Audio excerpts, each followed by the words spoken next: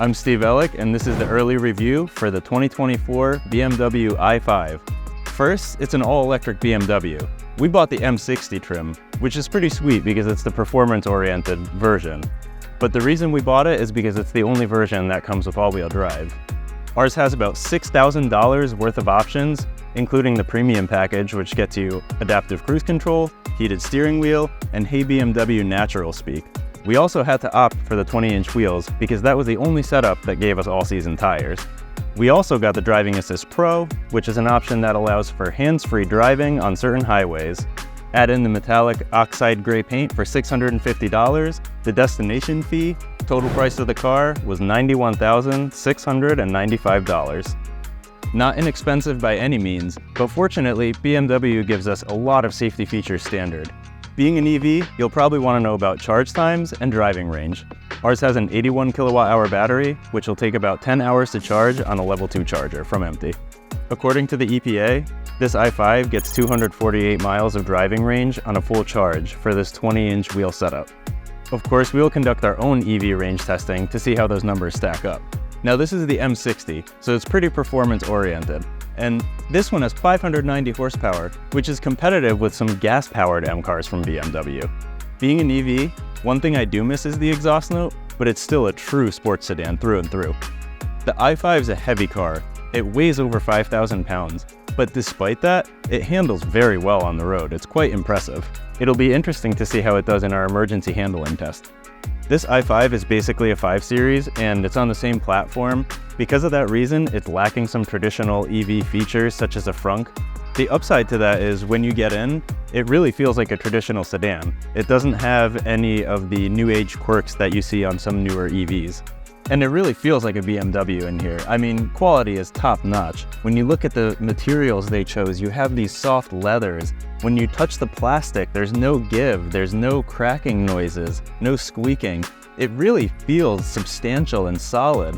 It has the ambient lighting. It's a quality experience to be inside this cockpit. It's easy to get comfortable in here, and that starts with the driver's seat.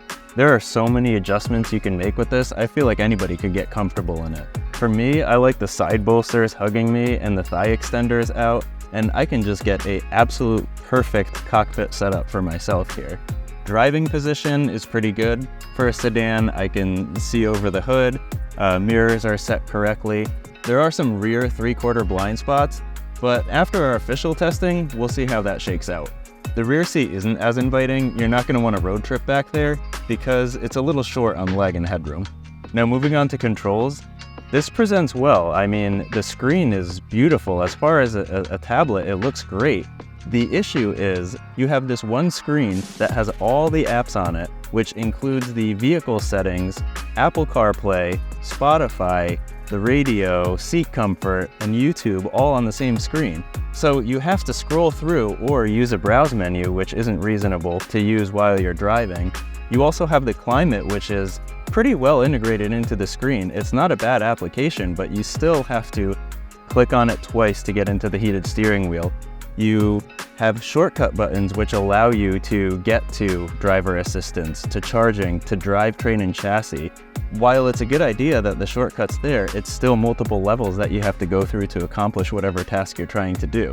Now again, this is an early review. It'll be interesting to see how our usability testers rate this system, especially compared to the previous one. Now BMW also has this feature called My Modes, which really just changes the personality of the vehicle. There's many to choose from. You can make it relaxing, it changes the sounds, it changes the colors of the car. I honestly didn't even notice this feature until someone told it to me. It's a cool trick, but it doesn't really change much about how this car is going to drive. So that's the early review of the 2024 BMW i5. BMW as a brand has been quite reliable the last couple years, but this is still a brand new EV.